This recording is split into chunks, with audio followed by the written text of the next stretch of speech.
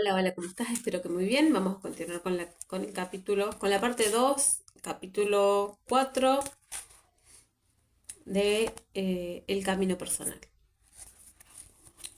Parte 2, la lucha contra la complejidad de la vida cotidiana. Capítulo 4, elecciones de vida personal.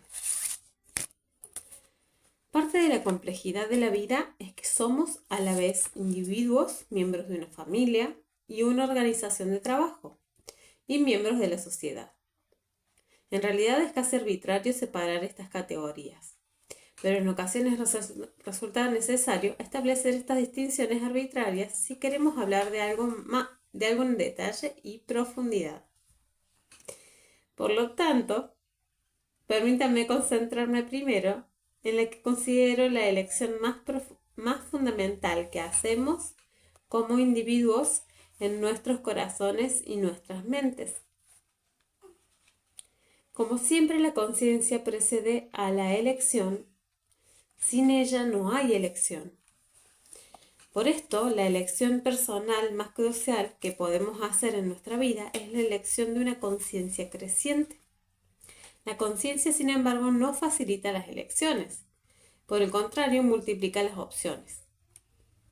Para dar un ejemplo de la complejidad de las opciones, consideraremos la forma en que podríamos manejar nuestro enojo. En el cerebro medio hay pequeños grupos de células nerviosas o centros que no solo regulan, sino que de hecho producen nuestras emociones poderosas. Uno de ellos es el centro del enojo. En el crecimiento espiritual escribí que el centro del enojo en los seres humanos funciona de la misma manera que en otras criaturas. Básicamente un mecanismo territorial que se activa cuando cualquier otro ser viola nuestro territorio. No somos diferentes de un perro que se enfrenta a otro perro que invade su territorio, excepto que para nosotros, los seres humanos, las definiciones de territorio o fronteras son mucho más complejas y multifacéticas. No solo tenemos un territorio geográfico y nos enfurecemos cuando alguien entra sin invitación en nuestra propiedad y comienza a recoger flores, sino que también poseemos un territorio psicológico y nos enfadamos cuando alguien nos critica. Además tenemos un territorio teológico o uno ideológico y tendemos a enojarnos cuando alguien censura nuestras creencias, incluso cuando quien nos critica es un extraño a miles de kilómetros de distancia. Como nuestro centro del enojo se activa todo el tiempo y con frecuencia de manera impropia, a veces basándose en transgresiones percibidas antes que reales, es preciso que seamos flexibles al abordar situaciones que provoquen fácilmente nuestra ira. Debemos aprender una serie compleja de formas de manejar el enojo. En ocasiones tenemos que pensar, mi enojo es tonto e inmaduro, es mi culpa. A veces debemos concluir, esta persona se inmiscuyó en mi territorio, pero fue un accidente y no hay motivo para que me enfurezca. O bien, bueno, violó un poco mi territorio, pero no es nada importante. No vale la pena enfadarse por eso. Pero de tanto en tanto, después de pensarlo un par de días, tal vez decidamos que de hecho alguien violó seriamente nuestro territorio. En ese caso, quizás sea necesario acercarse a esa persona y decirle, escucha, debo hacerte una observación. Y en ocasiones puede que sea necesario enfurecerse enseguida y reaccionar en el acto contra esa persona. O sea que existen por lo menos 5 maneras diferentes de reaccionar cuando se activa nuestro centro del enojo. No solo necesitamos conocer esas formas de reacción, sino que también debemos aprender cuál es la reacción apropiada para cada situación específica. Esto requiere una conciencia extraordinaria de lo que sucede tanto en nuestro interior como fuera de nosotros. No es de extrañar que muy pocas personas aprendan a manejar bien su enojo antes de cumplir los 30 o los 40 años, y que muchas no aprendan nunca a hacerlo constructivamente. En realidad, la capacidad de aprender a manejar los problemas y desafíos de la vida de un modo constructivo es lo que define el progreso psicoespiritual. A la inversa, aquello que rechaza el progreso se opone a nuestro crecimiento y resulta en última instancia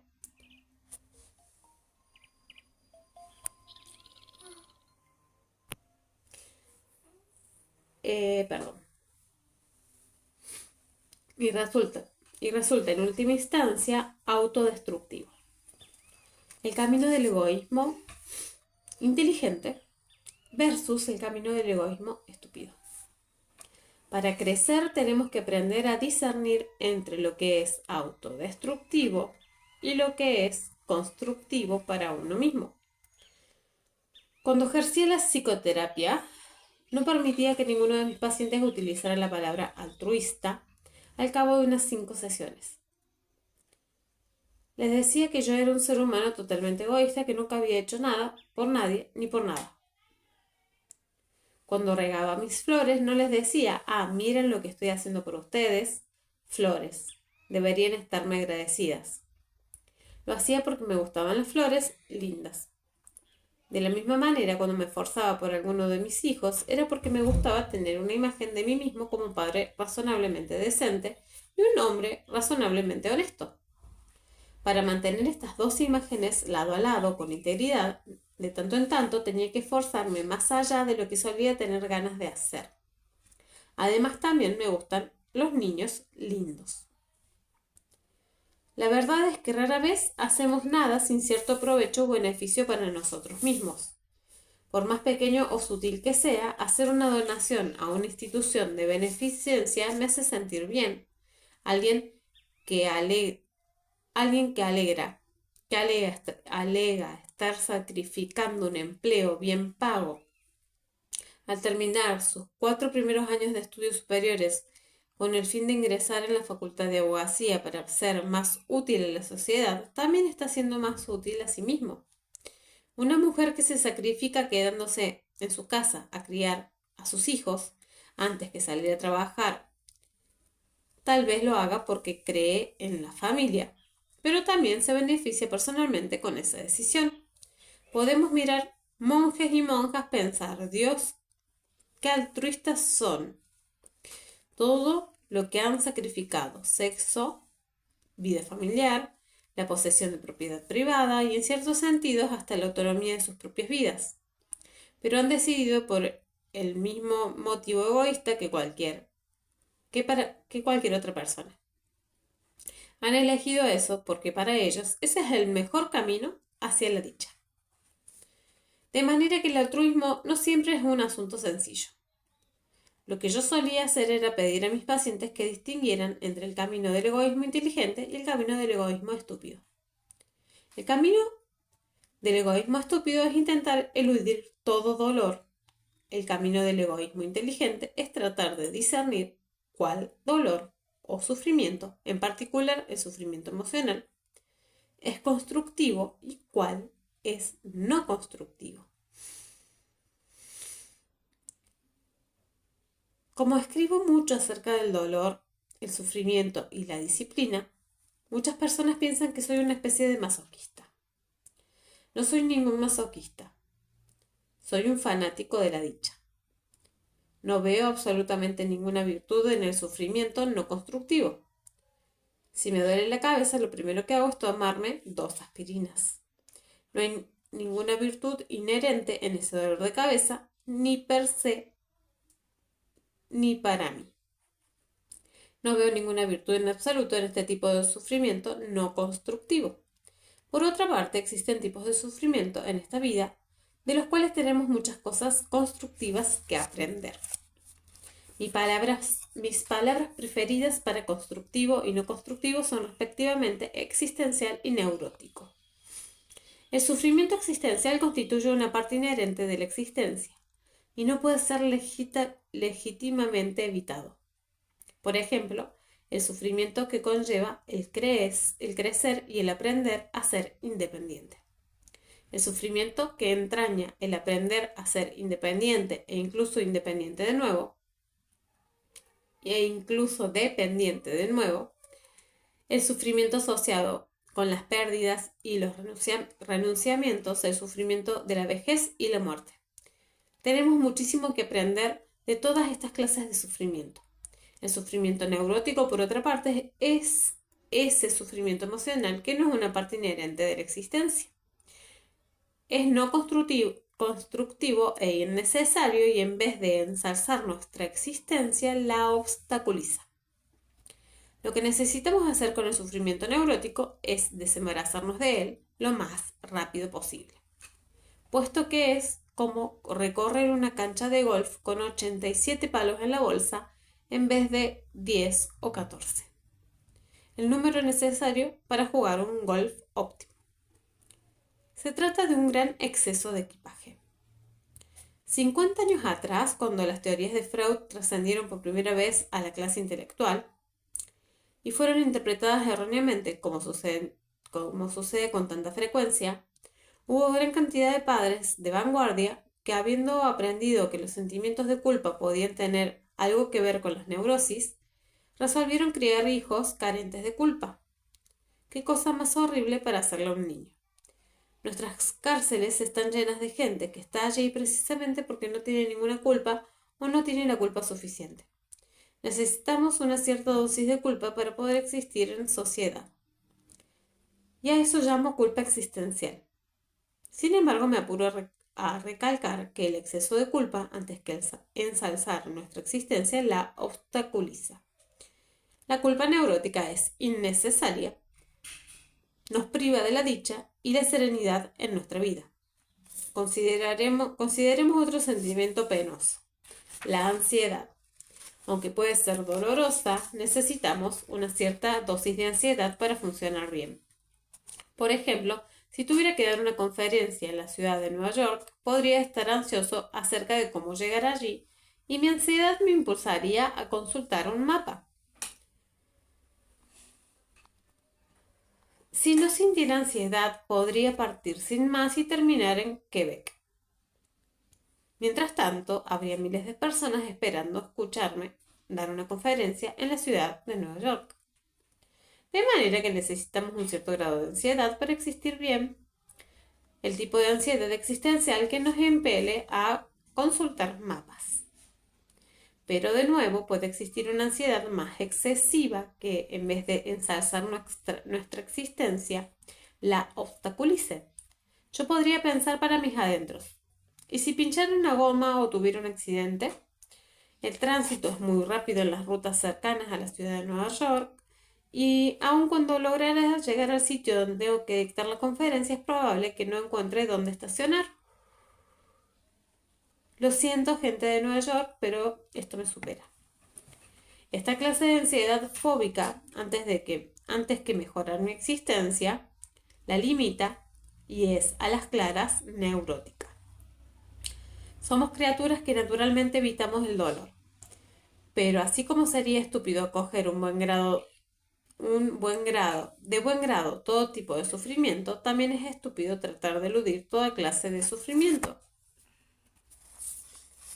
Una de las decisiones básicas que tomamos en la vida es si escogeremos el camino del egoísmo inteligente o intentaremos evitar todos los problemas y tomaremos el camino del egoísmo estúpido. Para hacerlo, debemos aprender a establecer esta distinción entre el sufrimiento neurótico y el sufrimiento existencial. Como escribí en la Nueva Psicología del Amor, la vida es dificultosa porque es una serie de problemas y el proceso de afrontar y resolver problemas es un proceso penoso. Los problemas, según su naturaleza, suscitan en nosotros muchos sentimientos desagradables: frustración, dolor, tristeza, sensación de soledad, culpabilidad, arrepentimiento, cólera, miedo, ansiedad, angustia o desesperación. Estas sensaciones son a veces tan penosas como cualquier dolor físico. Ciertamente, a causa del dolor que los acontecimientos o conflictos provocan en nosotros, los llamamos problemas. Sin embargo, la vida cobra su sentido precisamente en este proceso de afrontar y resolver problemas. Los problemas fomentan nuestro coraje y nuestra sabiduría. Más aún, crean nuestro coraje y nuestra sabiduría. Los problemas constituyen el elemento decisivo que distingue entre el éxito y el fracaso. Solo a causa de los problemas crecemos mental y espiritualmente.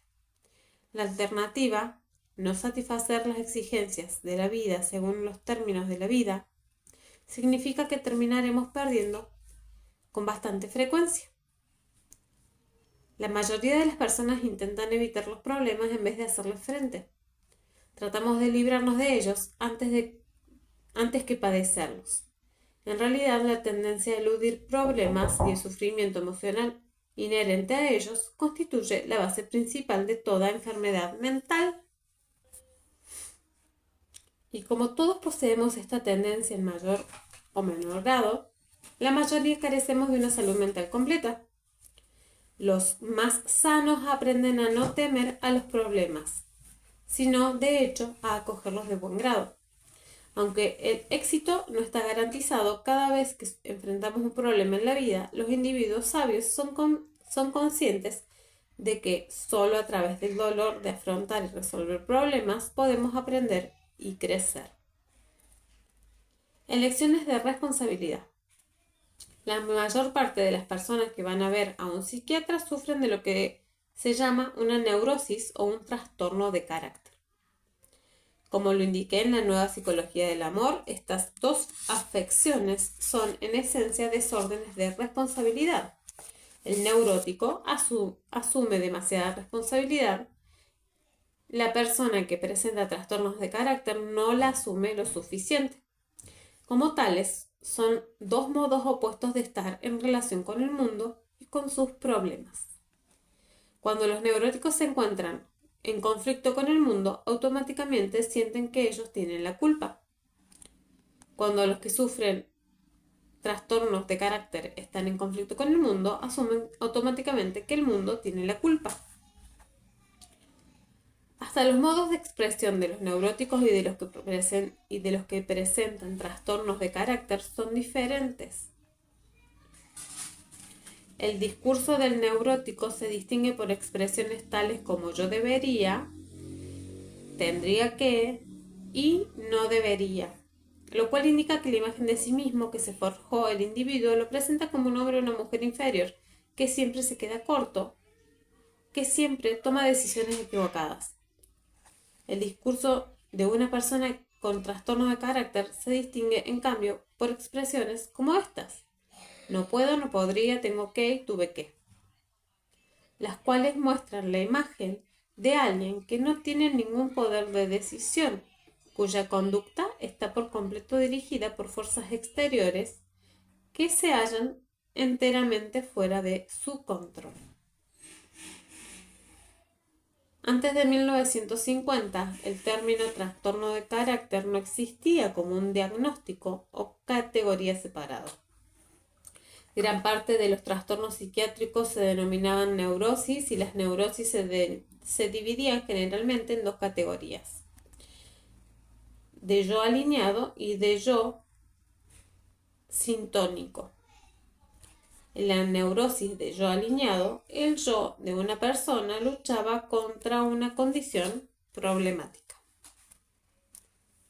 Como el individuo no quería padecer esa condición, estaba dispuesto a trabajar para mitigarlo. En una neurosis de yo sintónico, por otra parte, el yo de la persona ni siquiera desea identificar su condición, mucho menos considerar la problemática en su vida. Cuando era psiquiatra del ejército de la isla de Okinawa,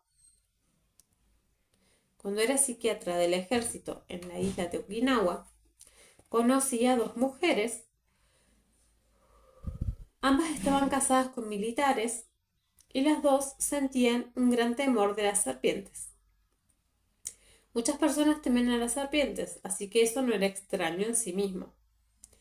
Lo que tornaba problemático y fóbico el temor de estas mujeres era el grado de incapacidad que les ocasionaba. Como mínimo, cuando el temor interrumpe o hace pasar por alto las rutinas cotidianas, crea dificultades en muchos aspectos de la vida de una persona. Okinawa era un lugar natural, para este tipo de fobias debido a la terrible Abu, una víbora típica de la isla. Es venenosa y mide algo así como una serpiente de cascabel grande o una pitón pequeña. También duerme de día, lo que significa que deambula de noche. En ese entonces había unos 100.000 norteamericanos en Okinawa. Solo una persona cada 2 años era picada por un Abu, y la mitad de los que habían sufrido picaduras habían estado caminando de noche por la jungla, no alrededor del conjunto de viviendas militares. Se suministraba información adecuada. Todos los norteamericanos sabían de la víbora y todos los hospitales contaban con las antitoxinas necesarias para tratar las picaduras. En su totalidad, ningún norteamericano había muerto a causa de la víbora en años. La primera mujer de unos 30 años de edad vino a verme al consultorio. Tengo miedo de las serpientes y sé que es ridículo, admitió. Pero me niego a salir de noche, no puedo llevar a mis hijos al cine de noche y me resisto a acompañar a mi esposo al club por las noches. Es una tontería porque sé que casi nadie es picado, me siento tan estúpida. Como su lenguaje lo sugería, su fobia era de yo alineado. No encajaba con la imagen que ella tenía de sí misma y por lo tanto le resultaba conflictiva. Aunque permanecía en su casa casi todo el tiempo y sentía un temor particular de salir de noche, esta mujer estaba dispuesta a reconocer que eso era un problema en su vida y deseaba encontrar una manera de reducir su temor para que no interfiriera con sus actividades. Freud fue el primero en señalar que las fobias suelen ser desplazamientos de un temor real. Lo que descubrimos en la terapia fue que esta mujer nunca había enfrentado problemas existenciales relacionados con su temor a la muerte y al mal. Una vez que comenzó a afrontar estos problemas, si bien continuó siendo tímida, fue capaz de salir de noche con su esposo y sus hijos. Gracias al tratamiento, cuando se disponía a abandonar Okinawa, esta mujer se hallaba en la senda del crecimiento.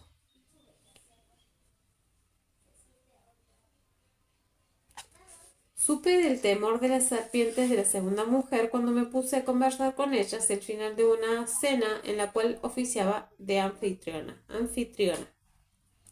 Tenía 40 años y estaba casada con un comandante segundo. Durante la conversación me enteré de que se había convertido en un ermitaño. Mencionó con entusiasmo lo mucho que ansiaba regresar a los Estados Unidos, pues en Okinawa estaba confinada en su casa. No puedo salir por culpa de estas horribles serpientes, explicó. No sabía que otras personas salían de noche, pero comentó, si son estúpidas, es problema de ellas. Asimismo, culpaba de su problema al gobierno norteamericano y a la isla, porque debían hacer algo más acerca de esas espantosas serpientes. Como es típico de las personas con fobias de yo sintónico, no consideraba que el miedo fuera problema de ella. Nunca recurrió a la terapia, a pesar de que las consecuencias incapacitantes de su temor resultaban evidentes. Había permitido que su fobia obstaculizara por completo su posibilidad de llevar una vida más plena. Se negaba a asistir a ningún evento social fuera de su hogar, incluso a aquellos que eran importantes para el trabajo de su esposo. Y no parecía tener en cuenta que eso podría poner en peligro la carrera militar de él. Como lo demuestran estos dos casos, los neuróticos son fáciles de tratar con psicoterapia. Como lo demuestran estos dos casos, los neuróticos son fáciles de tratar con psicoterapia porque asumen la responsabilidad de sus dificultades y por lo tanto comprenden que tienen problemas. Los que presentan trastornos de carácter son mucho más difíciles de tratar porque no se ven a sí mismos como la fuente de sus problemas. Consideran que el mundo, y no ellos, es lo que debe cambiar, de manera que no llegan a reconocer la necesidad del autoanálisis. Así, una parte significativa del sufrimiento existencial de la vida es el sufrimiento que implica discernir o elegir constantemente entre aquello constantemente entre aquello aquello de lo que somos responsables y aquello de lo que no somos responsables y mantener un equilibrio sano. Es obvio que las personas que padecen trastornos de carácter eluden este sufrimiento existencial. Lo que no es tan obvio es que los neuróticos también lo hacen. Al asumir que todo es responsabilidad de ellos, en última instancia sufrirán más a través del sufrimiento neurótico, aun cuando eviten el sufrimiento existencial de tener que tomar decisiones. El tipo de sufrimiento que puede llevar aparejado el decir a las personas: no pondré un límite.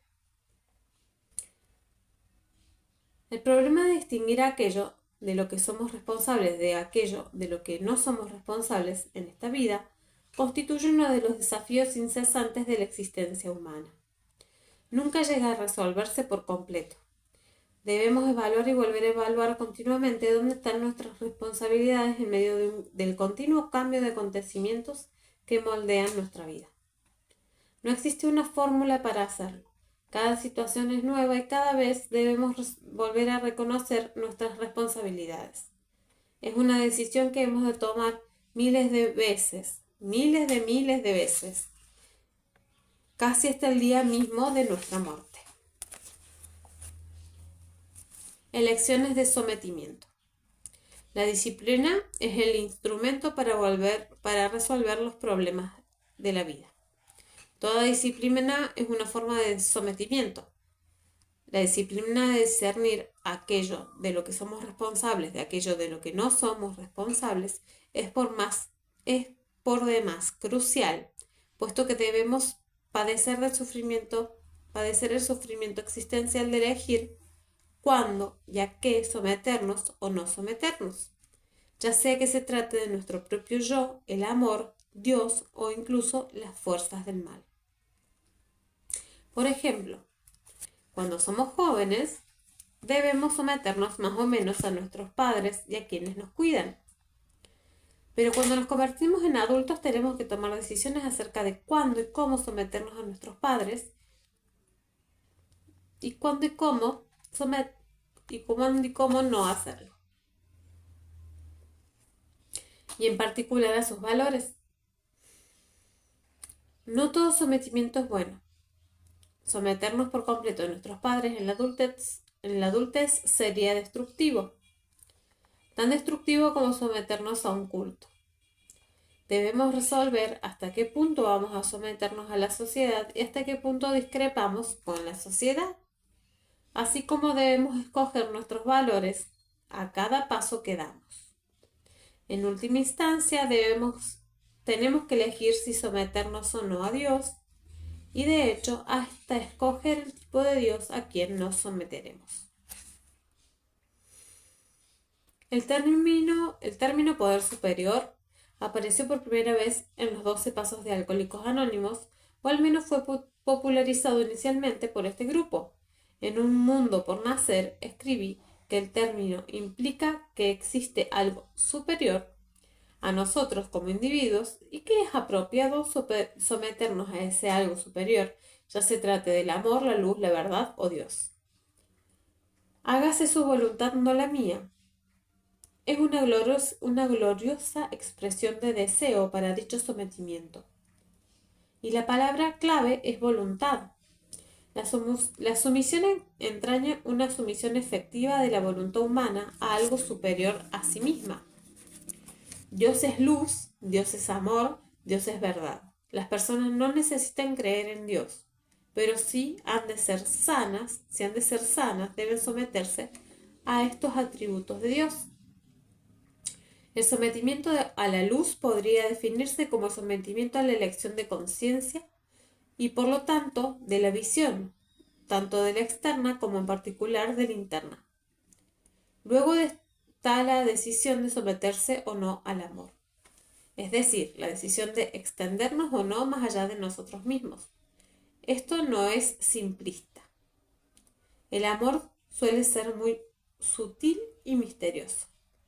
En la nueva psicología del amor definía el amor como la voluntad de extender el ser de uno con el fin de promover el crecimiento espiritual propio o de otra persona. Esta definición es un reconocimiento de que el amor es mucho más amplio que el amor romántico, el matrimonio o la paternidad o maternidad. Los monjes y las monjas, por ejemplo, no pasan por ninguna de estas tres experiencias, pero muchos son grandes amantes en el verdadero sentido de la palabra. Existen numerosas paradojas relacionadas con el amor que ponen en tela de juicio los mitos y el pensamiento común en nuestra cultura. En la sección sobre el amor, en la nueva psicología del amor, descubrí que tenía que empezar por hablar de todas las cosas que el amor genuino no es, como el amor romántico, con el fin de combatir nuestros estereotipos culturales. Por ejemplo, a todos se nos ha dicho que es mejor dar que recibir. Creo que sería más adecuado decir que es tan bueno dar como recibir. Sin embargo, muchos experimentan una culpa neurótica al respecto y se sienten obligados a vivir de acuerdo con los ideales culturales o religiosos acerca de la caridad que potencialmente promueven más amargura y fricción que amor en el verdadero sentido. Un motivo por el que a los individuos les cuesta recibir es que se sienten manipulados como si fueran a quedar en deuda para siempre. En los primeros años de nuestro matrimonio, Lili y yo mantuvimos lo que decidimos llamar un banco de culpa. Siempre que yo hacía algo por Lili, eso significaba que tenía dinero en el banco de culpa. Cuando ella hacía algo por mí, mi cuenta, mi valor se reducía. Como muchas parejas, nos llevó años aprender a liberarnos de esta tontería. Para algunos es incluso obligatorio desestimar cualquier cumplido o buena noticia por una cuestión de educación y cultura. La incapacidad de recibir amor es casi tan destructiva como la incapacidad de darlo. También se nos ha enseñado que el amor es gentil, el amor es bondadoso y sin embargo en ocasiones debemos desplegar lo que se denomina amor recio. El amor es con frecuencia ambiguo y a veces exige ternura y a veces requiere que seamos severos. La realidad es que no podemos amar bien si nos extendemos sin cesar a otros y no nos ocupamos de nosotros mismos. El sometimiento al amor no significa ser un felpudo. De la misma manera en que durante la vida tenemos que elegir de lo que somos responsables y de lo que no es nuestra responsabilidad, también debemos escoger, aun cuando estemos sometidos al amor, cuándo amar a otros y cuándo amarnos a nosotros mismos. Creo que la clave de amar es trabajar en uno mismo. No podemos empezar a amar bien a los demás hasta que trabajemos amorosamente en nosotros mismos. En muchas relaciones las personas tratarán de curarse y convertirse entre sí en nombre del amor. Nuestros intentos de curar y convertir a otros suelen ser egoístas, controladores y no amorosos, a pesar de lo mucho que podamos pensar lo contrario. Durante los años de nuestro matrimonio, Lily y yo tuvimos que hacer un gran esfuerzo para curarnos de nuestra necesidad de cambiar al otro y así poder alcanzar este tipo de amor que combina la aceptación y la comprensión. Por un adoctrinamiento cultural, muchos individuos equiparan amar con hacer. Sienten que tienen que hacer algo simplemente por sus propias expectativas o las de otros. La paradoja es que muchas veces no hacer nada, solo ser uno mismo en vez de concentrarse todo el tiempo en lo que uno hace, constituye la actitud más amorosa. Por ejemplo, nada me divierte más que discutir sobre teología, pero una de las cosas amorosas que hice fue abstenerme de hablarles mucho sobre teología a mis hijos, porque eso habría significado una prédica intrusa. En mi novela The Friendly Snowflake, la preadolescente Jenny pregunta a su padre si cree en la vida después de la muerte. Él responde: ciertas preguntas son tan importantes que uno debe hallar las respuestas por sí mismo. En este caso, al retener su opinión, el padre hizo un gran acto de amor y respeto hacia su hija. Y luego está el sometimiento a la verdad, que es algo mucho más complejo y exigente que la mera aceptación de hechos demostrados científicamente o la adopción del método científico en un laboratorio. En la nueva psicología del amor enumeré la dedicación a la realidad, a la verdad, como una de las 4 disciplinas básicas para vivir bien. Al hablar de esta disciplina señalé que retener de tanto en tanto una porción de la verdad puede ser un acto de amor.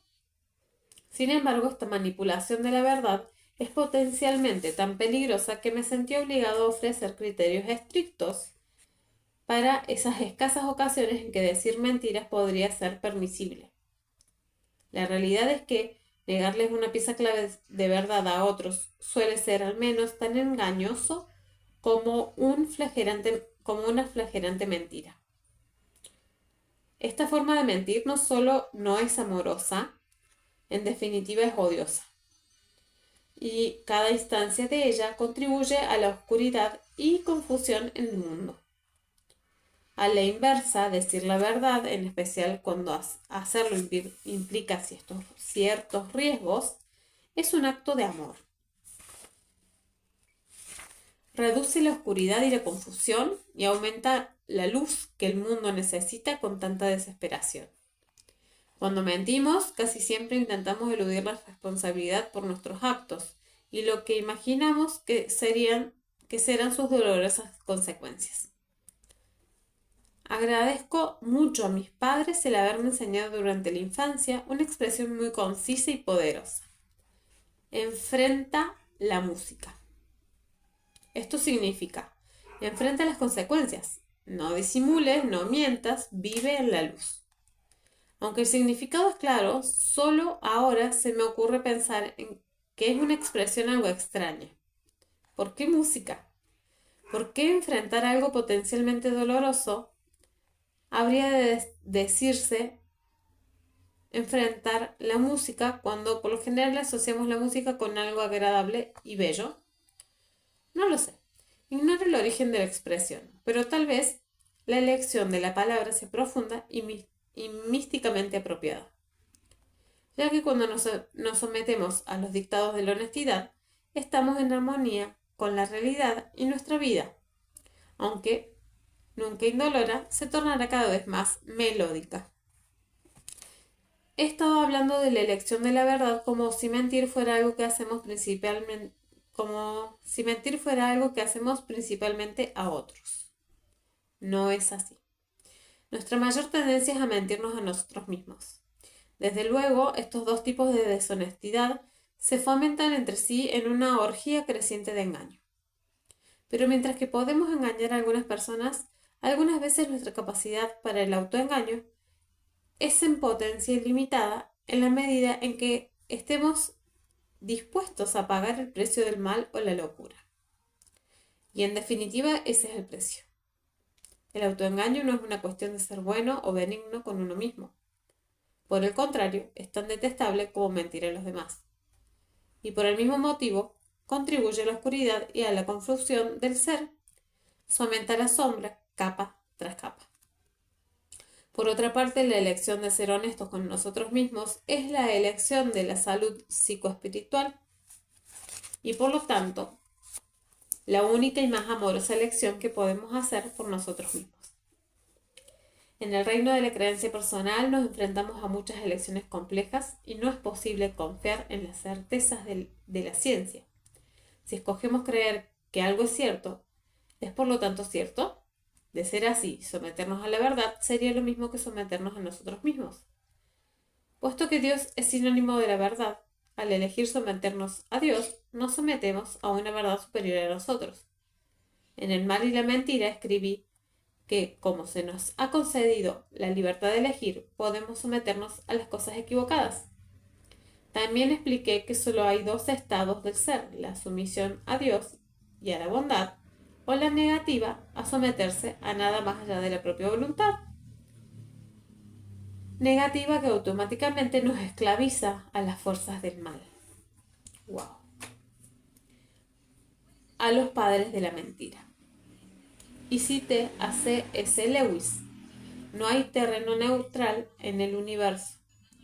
Cada centímetro cuadrado, cada centésima de segundo, es reclamada por Dios y vuelto a reclamar por Satanás. Tal vez creamos que podemos situarnos a mitad del camino entre Dios y el demonio, sin comprometernos con el bien ni con el mal. Sin embargo, no elegir es elegir. La neutralidad acaba por volverse intolerable y la elección de la no sumisión es en definitiva inválida. Elecciones de vocación. Para la mayoría de las personas, vocación solo significa lo que hacen para ganarse la vida. Su ocupación o carrera. La definición secular de vocación suele presuponer una actividad rentable. La definición religiosa, sin embargo, es más literal y mucho más compleja. Vocación significa literalmente llamado. En consecuencia, el significado religioso de vocación es lo que uno está llamado a hacer, que puede o no coincidir con nuestra ocupación o con lo que de hecho estamos haciendo.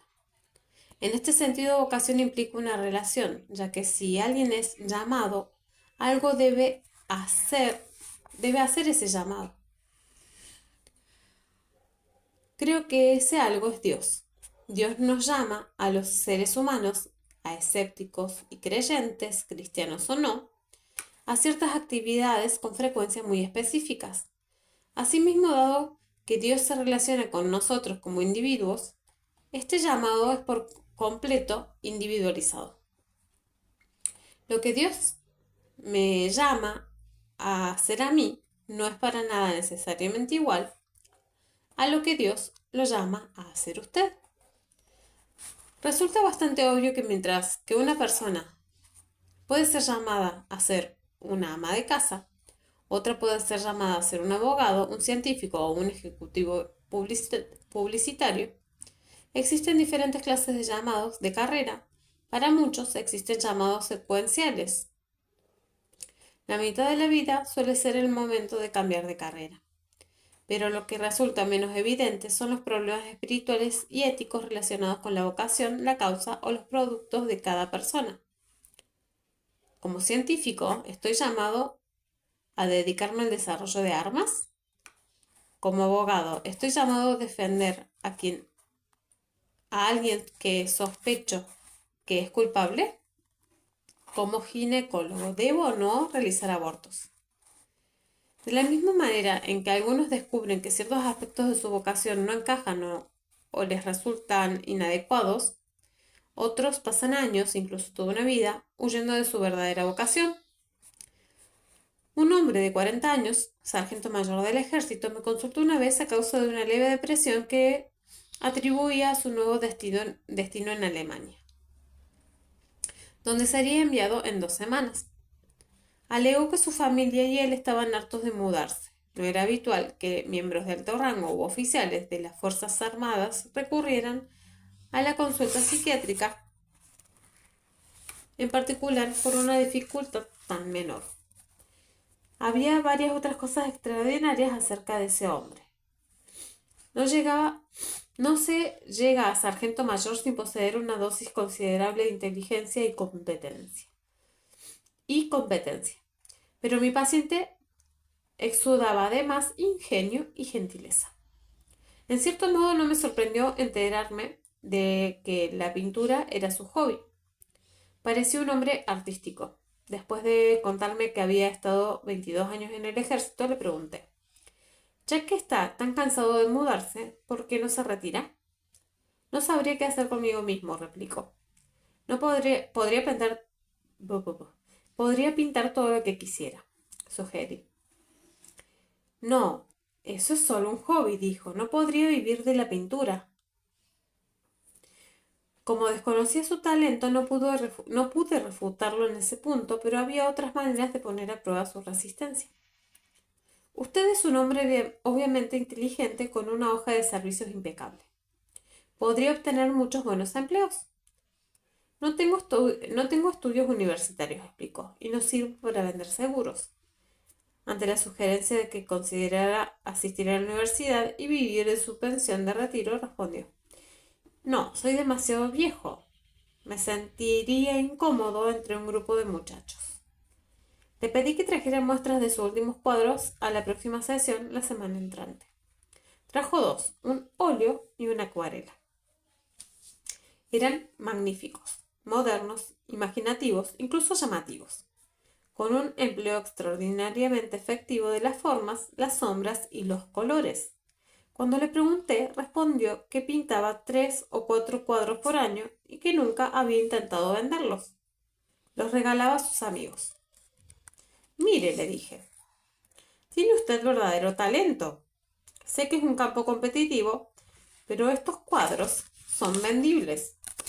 No debería considerar la pintura como un mero hobby. El talento es un juicio subjetivo. Objeto. ¿Quiere decir que soy la primera persona que le dice que tiene verdadero talento? No, pero si uno se le pasa mirando al cielo, es probable que tropiece. Si uno se lo pasa mirando al cielo, es probable que tropiece. Le expliqué luego que resultaba evidente que tenía un problema con la apreciación de su nivel de rendimiento, tal vez arraigado en el temor al fracaso o el temor al éxito, o en ambos. Le ofrecí conseguirle una licencia médica para que pudiera quedarse y trabajar conmigo explorando las raíces de su problema. Pero fue inflexible. Era su deber proceder a Alemania. Le aconsejé un psicoterapeuta allí, pero dudo que haya seguido mi consejo. Sospecho que su resistencia a su obvia vocación era tan grande que jamás seguiría el llamado, por más claro y poderoso que fuera. Dado nuestro libre albedrío, tenemos la elección de negarnos a escuchar el llamado de Dios para nosotros. El hecho de que tengamos una vocación no significa necesariamente que la seguiremos. A la inversa, el hecho de que queramos hacer algo o que incluso tengamos talento para ello, no significa necesariamente que eso es lo que Dios desea que hagamos. Algunas personas son llamadas al matrimonio y a la vida familiar. Otras son llamadas a la soltería o incluso a la vida monástica. Ya sea que creamos o no en el destino, la aceptación de nuestro llamado suele sobrevenir después de mucha ambivalencia. Una mujer experimentó inicialmente una incertidumbre desesperada al enfrentarse a la perspectiva de la maternidad después de haber afianzado su carrera y cuando tenía varias opciones profesionales y 2 títulos universitarios en distintos campos. A los 33 años quedó embarazada y también se abrió a la perspectiva de la maternidad. Por primera vez en su vida, Nunca pude imaginarme atada a nadie y a ningún hombre, ni menos al compromiso de por vida que significa un hijo, me dijo. Me había rebelado con ferocidad contra la idea de ser responsable por el bienestar a largo plazo de nadie que no fuera yo misma. Me había convertido en una adicta a la libertad, del no compromiso, a vivir según mis propios caprichos y deseos. No quería depender de nadie ni que nadie dependiera de mí. Gracias a que esta mujer se abrió y estuvo dispuesta a aventurarse en la incertidumbre y la duda, emergió poco a poco con un nuevo sentido de sí misma. Me vi forzada a renunciar a mi estilo de vida independiente y empezar a aprender a que me gustara la idea de la interdependencia que hacía lugar para mi pareja y mi hijo, explicó. Entonces ya no pude imaginar no tener un hijo. No puedo definir esta fuerza que me llevó a aceptar esta nueva imagen de mí misma como madre y pareja comprometida. Pero de alguna manera, cuando por fin dejé de resistirme a ella, me transformé de un modo que me hizo sentir muy bien. Está claro que, aunque seguir una vocación no garantiza la felicidad, como en el caso del torturado artista Van Gogh, sienta las bases para la paz mental que resulta de ello. Por eso suele ser un placer ver a un ser humano hacer lo que él o ella ha sido destinado a hacer. Nos deleita ver a un padre o una madre que disfrutan de verdad ocupándose de sus hijos. Parece tan natural. Por el contrario, no podemos evitar sentir algo inquietante cuando vemos a personas cuyos trabajos y estilo de vida no se corresponden con sus vocaciones. Es una pena, un desperdicio.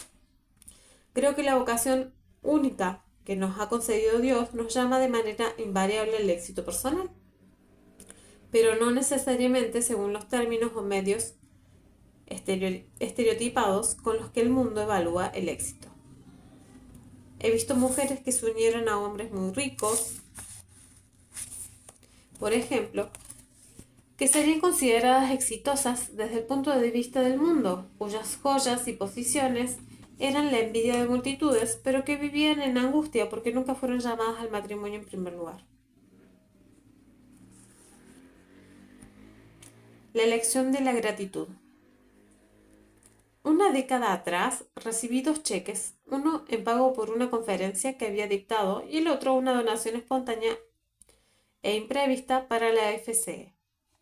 Por lo general adhiero a la expresión no existe nada gratis en la vida. Pero este era uno de esos momentos de excepción en el que tenía por un lado un cheque ganado y por el otro un regalo dichoso y sorprendente en la otra. ¿Por cuál supone usted que me sentía más agradecido?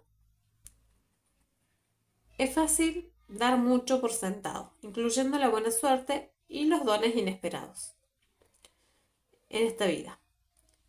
De hecho, en estos tiempos, notablemente seculares, se nos incita a pensar en términos de suerte, como si la buena fortuna no tuviera más significado que un tiro de dados.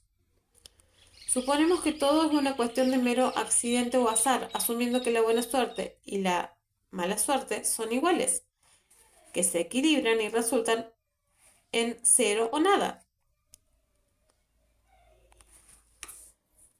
Esta actitud nos conduce con facilidad a la filosofía de la angustia llamada nihilismo, derivado de nihil, la palabra latina para nada. Cuando se lo lleva a su conclusión lógica, el nihilismo sostiene en última instancia que no hay nada que valga la pena. Sin embargo, existe otra manera de considerar la buena suerte y los dones imprevistos. Esta teoría postula la existencia de un dador sobrehumano, Dios, a quien le gusta hacer regalos a los seres humanos porque nos ama particularmente. Si este Dios tiene algo que ver con las calamidades que se abaten sobre nosotros en la vida, resulta incierto. Aunque en retrospectiva suelen parecer haber sido bendiciones encubiertas. Y en cuanto a aquellas cosas que son dones reconocibles, algunos vemos en ellos un esquema de beneficencia mucho más grande y constante que cualquier esquema de desgracia. Tenemos un nombre para este esquema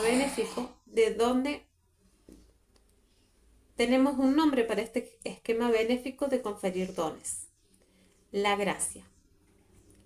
Si nos hemos ganado algo, entonces no es un verdadero don.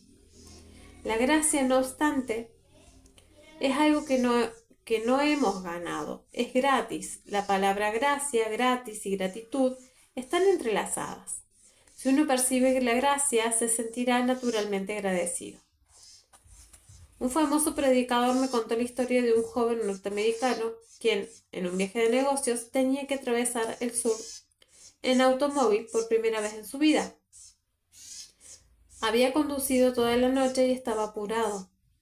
Para cuando llegó a Carolina del Sur, estaba muy hambriento. Se detuvo en un restaurante junto al camino, pidió un desayuno de huevos revueltos y salchichas, y se sorprendió cuando le trajeron el pedido con una masa blanca de algo sobre el plato. ¿Qué es eso?, preguntó a la camarera. Es sémola, respondió ella con un fuerte acento sureño. Pero yo no la pedí, se quejó él. La sémola no se pide, explicó ella, viene. Y eso, dijo el predicador, se asemeja mucho a la gracia. No se la pide, viene. En mi experiencia, la facultad de apreciar las sorpresas agradables como dones suele ser buena para la salud mental. Es más probable que los individuos que que perciben la gracia en el mundo sean más agradecidos que quienes no la perciben. Y las personas agradecidas tienden a ser más felices que las personas desagradecidas. Y también es más probable que hagan felices a los demás. Como sienten que el mundo les es dado, se sienten predispuestas a devolverle al mundo.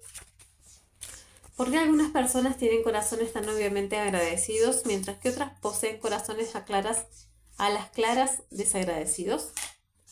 ¿Y por qué otros no poseen ni una cosa ni otra y son insípidos tanto en su gratitud como en su resentimiento? No lo sé. Sería simple creer que los niños provenientes de hogares afectuosos se convertirán automáticamente en adultos agradecidos y que los hogares pobres suelen engendrar adultos descontentos. El problema es que no existen demasiadas pruebas para sostener esto. Las excepciones abundan. Conozco muchos que fueron criados en medio de la indiferencia, la pobreza e incluso la brutalidad, que parecían vivir su vida adulta alabando al Señor o al menos alabando a la vida misma. Por el contrario, he conocido a unos pocos de hogares afectuosos y acomodados que parecían desagradecidos natos. Un corazón agradecido es algo misterioso y hasta puede tener un origen genético. De manera que una actitud de gratitud puede no ser una cuestión enteramente de elección. De hecho, en mi opinión, un corazón agradecido es de por sí un don. En otras palabras, la capacidad de apreciar dones es un don. Es también la mayor bendición que puede poseer un ser humano, además de una voluntad fuerte. Pero eso no significa que un corazón agradecido no pueda ser nutrido por elección. Una vez supervisé el trabajo de un terapeuta no profesional con un hombre de 40 años que había acudido a él a causa de una depresión crónica. Para ser una depresión, la suya era bastante leve. Una descripción tal vez más adecuada de la condición del paciente sería dispepsia, un viejo término para la indigestión. Era como si el mundo entero le produjera indigestión y le diera ganas de eructar y vomitar. Nada cambió en su disposición durante un tiempo. Hacia finales del segundo año, sin embargo, el terapeuta a quien yo supervisaba me comentó: mi paciente llegó muy excitado a la última sesión. No paró de exclamar acerca de la belleza de un atardecer que había visto mientras conducía por las colinas. —Felicitaciones —respondí. —¿A qué se refiere? —preguntó. Su paciente ha dejado atrás la fase más difícil —expliqué—. Está mejorando con rapidez. Es la primera vez que oigo que este hombre encuentra deleite en algo en la vida. Ya no está tan sumido en la negatividad ni tan concentrado en sí mismo como para no advertir la belleza a su alrededor y sentirse agradecido por ella. Es un cambio extraordinario. Más tarde me enteré de que mi predicción era correcta. Al cabo de unos pocos meses, el terapeuta informó que su paciente se comportaba como un hombre nuevo. En realidad, la manera en que uno responde a la adversidad y a la buena o a la mala suerte constituye una evaluación muy precisa de nuestra capacidad para desarrollar la gratitud. Podemos considerar la mala suerte como una bendición encubierta. También podemos mantener un sentido de la humildad y no dar la buena suerte por sentado. Nos quejamos casi siempre del mal tiempo o aprendemos a apreciar la belleza y diversidad del clima como un don. Si un embotellamiento nos deja varados un día de invierno ventoso, nos quejamos sentados y nos enfurecemos, hasta insultamos a los conductores delante de nosotros o nos concentramos en el hecho de que somos afortunados por contar con un auto en medio de una tormenta de nieve. ¿Tendemos a quejarnos de nuestro trabajo en vez de buscar modos de mejorar nuestras habilidades? Cuando yo era niño, un amigo de mi padre me regaló varios libros de Horacio Alger. Hijo, que ya no se publicaban más. Me los devoré. Los héroes en los libros estaban agradecidos por lo que tenían. No se lamentaban de la adversidad y la consideraban más una oportunidad que una maldición. Creo que la lectura de esos libros en mi infancia significó una influencia muy positiva en mi juventud. Me preocupa que en nuestra sociedad actual estos libros no solo no se publiquen más, sino que sean considerados cursis. La elección de morir en gracia. La decisión final de nuestra vida en este mundo es si vamos a morir o no como corresponde. Puesto que no se trata de morir, sino de cómo hacerlo. Tenemos toda la vida para prepararnos. Por desgracia, la negación a envejecer en nuestra cultura se acompaña de la negación de la muerte. Para muchos, esta negativa elude el mayor aprendizaje de la vejez, cómo aceptar límites. Nuestra cultura sugiere que no existen límites y además parece sugerir que no deberían existir. Desde luego, la vida real pone en tela de juicio este concepto en todo nivel. Sin embargo, la idea de que no existen límites es central en mucha de la publicidad televisiva. Un aviso publicitario que me enfadó en particular mostraba a una mujer de 60 años, que por supuesto parecía de 40, jugando al tenis. El mensaje era que gracias a un remedio que tomaba, la artritis no le impedía practicar ese deporte. El aviso concluía con una voz invisible que exclamaba con alborozo: «Viva sin límites». La realidad es que tenemos que vivir con limitaciones, incluso desde que somos jóvenes, llenos de ansias de exploración y vitalidad. A medida que envejecemos y nos enfrentamos a restricciones cada vez más grandes, ya hemos tomado algunas decisiones, como la de casarnos o no, trabajar o jubilarnos, que excluyen otras alternativas. Si alguien queda confinado en una silla de ruedas, sería tonto de su parte creer que puede subirse a un avión con facilidad y hacer sus cosas como de costumbre. Acoger la vejez con agrado sería antinatural. Experimentar una cierta depresión relacionada con las pérdidas inherentes al proceso de envejecer o de enfrentar cualquier cambio para el caso es normal. Pero solo porque sería antinatural aceptar la vejez con beneplácito, no significa que debamos negar las realidades de la vejez y su doloroso proceso de despojamiento. Envejecer implica en potencia ser despojados de todo, incluyendo la agilidad, la potencia sexual, la belleza física y el poder político. Nuestras opciones y decisiones se tornan más restringidas que nunca y se nos desafía a aprender a vivir con estas limitaciones. Morir, por supuesto, constituye el acto final de despojo. He escuchado decir a muchas personas que sí, que si tuvieran que morir, como si tuvieran alguna opción, preferirían morir repentinamente. El motivo por el que el cáncer y el SIDA son enfermedades tan temidas es que llevan a una muerte lenta. El deterioro gradual entraña experimentar una pérdida total de control, y para gran parte de las personas este proceso es equivalente a la pérdida de la dignidad. La sensación de indignidad que acarrea el ser despojados es muy real, pero es posible establecer una distinción entre la falsa dignidad y la verdadera dignidad. Y existe una diferencia enorme entre las respuestas del yo y las del alma al proceso de la muerte.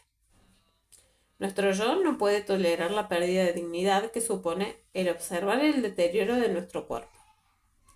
Y esto es así porque la dignidad tiene mucho que ver con el yo y nada que ver con el alma. Al afrontar la opción de renunciar al control, el yo se revela con vigor, pese a que se trata de una batalla inevitablemente perdida. El alma, por otra parte, acoge de buen grado el proceso de despojamiento. Podemos aprender que al renunciar al control también renunciamos a la falsa dignidad con el fin de morir en gracia y con verdadera dignidad. Cuando hablo de morir en gracia, no me refiero a tomar el camino de la eutanasia. La eutanasia implica básicamente clarificar algo que en esencia es confuso. En mi opinión, se trata de un intento de abreviar el sufrimiento existencial y legítimo de la muerte, abreviando así la oportunidad de aprender y crecer. Tampoco me refiero a adoptar la negación. En diferentes formas de negación, algunas personas se niegan a redactar testamentos, eligen no hablar de sus sentimientos sobre la muerte o los bloquean del todo haciendo planes futuros distantes cuando deberían saber que su tiempo es limitado. La negación puede ayudar a aliviar el dolor de ser conscientes de nuestra muerte inevitable, pero también nos mantiene estancados. No solo bloquea la comunicación significativa, también obstruye todo aprendizaje al final de la vida. Creo que morir en gracia significa tomar la decisión de considerar la muerte como una oportunidad de aprendizaje y acoger el despojo como una purificación para que la verdadera dignidad del alma pueda brillar en su esplendor. En mi novela Una cama junto a la ventana describo pacientes agonizantes en un geriátrico que parecen tener a los alrededor de ellos. Ese fenómeno no se restringe a la ficción. De hecho, muchas personas han advertido o escuchado hablar de la luminosidad en torno de aquellos que han superado de veras la etapa de la depresión y alcanzado la aceptación. Si estamos dispuestos a hacerlo, podemos transformarnos, no a través de la amargura, sino de la humildad. Cuando nos enfrentamos a las principales pérdidas que forman parte inevitable de la vejez y del viaje hacia la muerte. La decisión de morir en gracia ocurre cuando por fin aprendemos y aceptamos que todo es tal como debería ser. Al margen de que creamos o no en la vida después de la muerte, arrojarnos en gracia a los brazos de la muerte constituye la conformidad suprema a la convicción perdurable, incluso en medio de la incertidumbre paradójica, de que cada aspecto de la vida contribuye al significado de la totalidad. También paradójicamente, la decisión más importante que tomamos, la decisión de morir en gracia, consiste en elegir renunciar a todas las opciones y poner nuestra alma por completo en las manos del poder verdadero. La elección del vacío. La muerte es el vacío último. Aunque creamos que emergeremos del otro lado, el vacío de la muerte nos aterroriza. Sin embargo, no sabemos cómo será el otro lado. Hay muchas variedades de vacíos, pero el más importante y sobre el que es más fácil hablar sin ponerse demasiado místico es el vacío de no saber. Pese a que vivamos en una sociedad que parece fomentar la mentalidad de saberlo todo y que rotula de incompetentes a aquellas personas que parecen no estar al tanto de todo, todavía tenemos una opción de no saber sin sentirnos incompetentes o culpables por ellos o por ello. De hecho, hay momentos en nuestra vida en que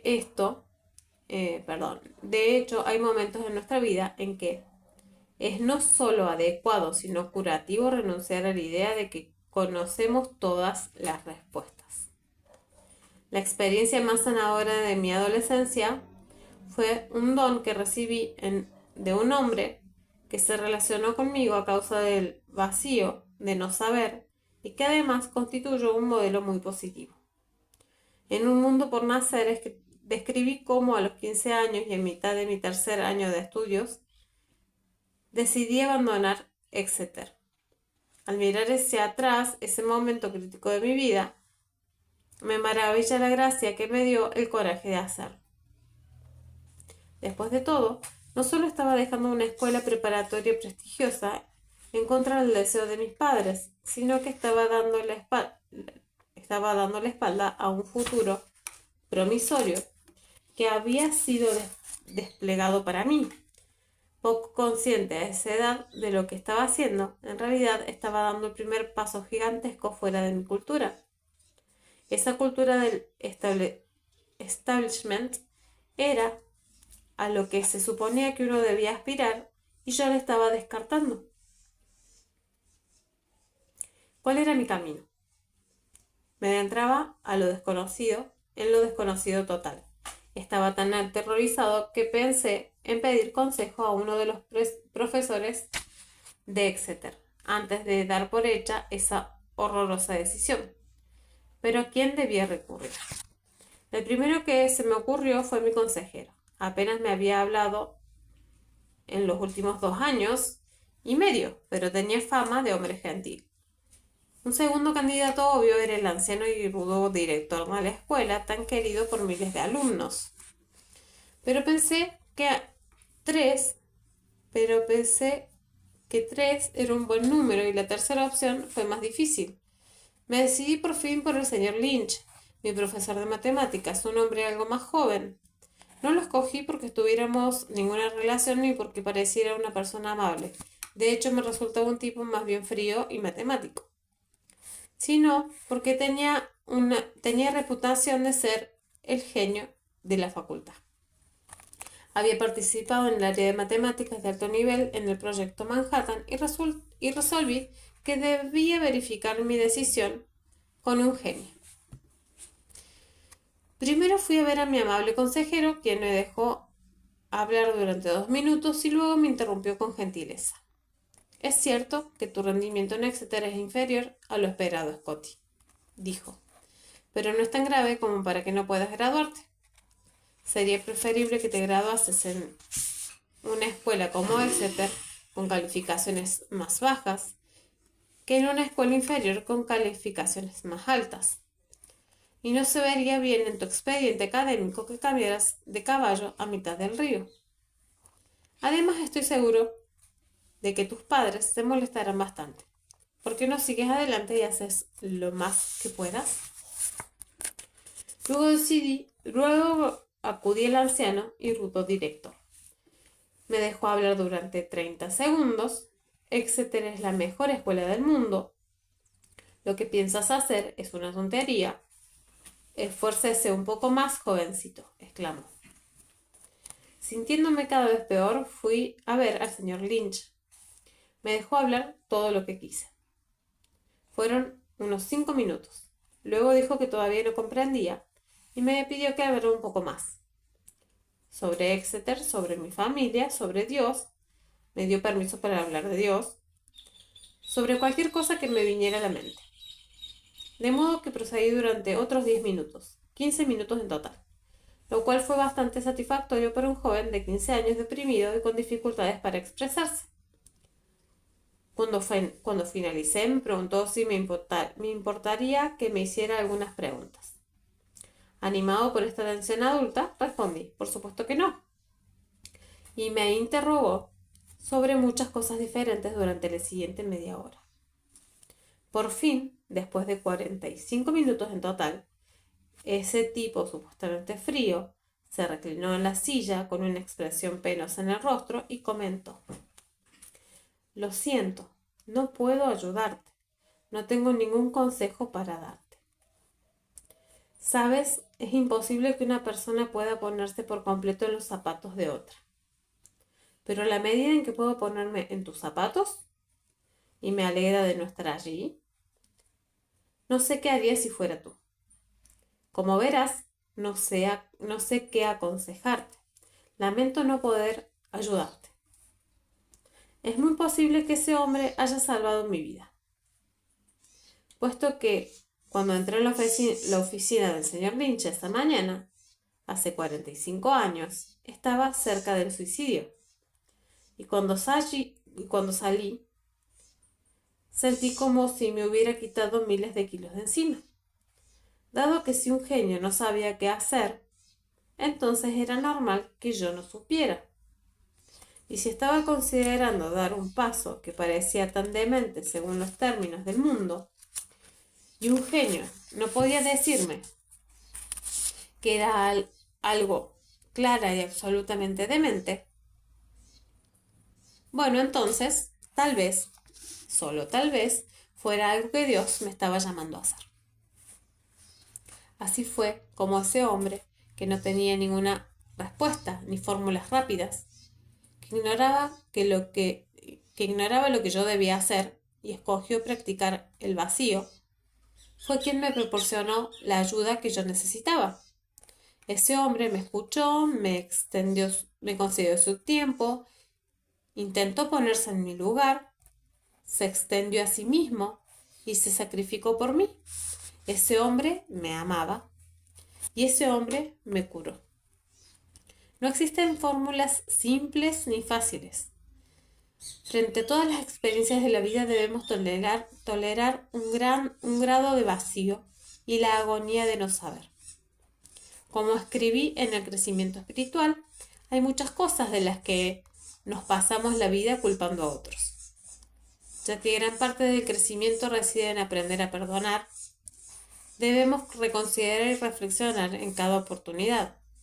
¿Debo culpar o perdonar?